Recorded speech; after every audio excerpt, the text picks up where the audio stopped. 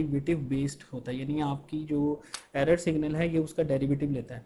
अगर आपका error signal constant है तो ये ज़ीरो होगा, ठीक है। अगर आपका एरर सिग्नल लीनियर है तो ये कांस्टेंट होगा, क्योंकि लीनियर का डेरिवेटिव एक्स का डेरिवेटिव कांस्टेंट होता है। अब यहाँ पे देखें एरर सिग्नल एक लीनियर है, यहाँ पे देखें कांस्टेंट है तो ज़ीरो, यहाँ पे लीनियर है इस T1 से T2 तक तो ये कांस्टेंट आ गया, और उसके बाद फिर कांस्टेंट हो जाता है तो ज़ीरो हो जाता है। अब अगर आप डेरिवेटिव, अब ये देखें टी डी डेरिवेटिव टाइम है, ये डेरिवेटिव गेन नहीं है।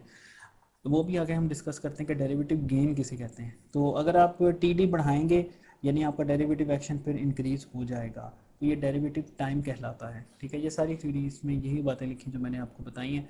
तो the third control mode in PID controls derivative. Derivative control is rarely used in the controlling the processes but is often used in the motion control system.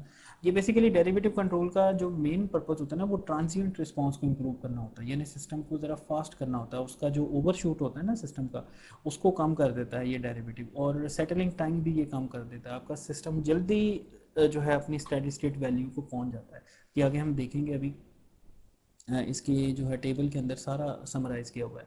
तो derivative और the rate action is anticipatory and will usually reduce but not eliminate offset. Its units are minutes, ठीक है। Second भी हो सकते हैं अगर आप सेकंड्स में चले जाएं, वैसे मिनट्स हैं, ठीक है। It tends to reduce lag in a control loop, ये लैग को कम कर देगा, उसमें जो अगर कोई लैग आ रहा है तो उसको ख़त्म कर देगा, ये बेसिकली कम कर देगा बेसिकली। ये फास्ट कर देगा आपके ट्रांजिएंट रिस्पांस को। Its use is limited due to the slow acting processes, to slow acting processes. अच्छा, is generally limited, its use is generally limited to slow acting process.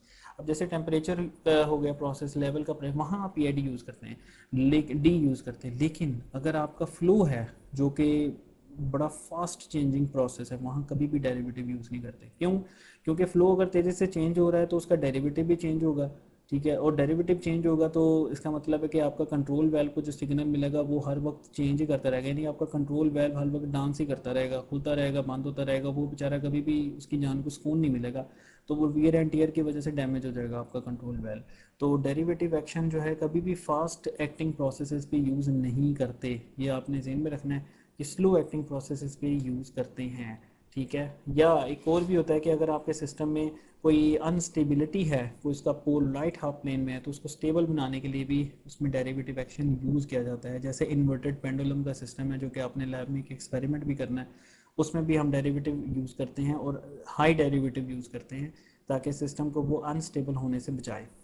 अच्छा, अब मल्टीपल कंट्रोल मोड्स, जैसे मैं पहले भी आपको discuss कर चुका हूँ, बता चुका हूँ कि इसमें मल्टीपल कंट्रोल मोड्स यूज़ होते हैं, प्रोपोर्शनल ओनली, PI और PD और PID, ये तीनों किस्म के कंट्रोलर यूज़ होते हैं, ठीक है। And application of proportional only control is the CANDU system in which the liquid zone level control system, the reason that state proportional control can be used here, control variable is not level but neutron flux, एक इसकी application बता रहा है। अच्छा, अब जो PI controller होता है, in general can be said that the vast majority control systems probably greater than 90% incorporate proportional plus integral.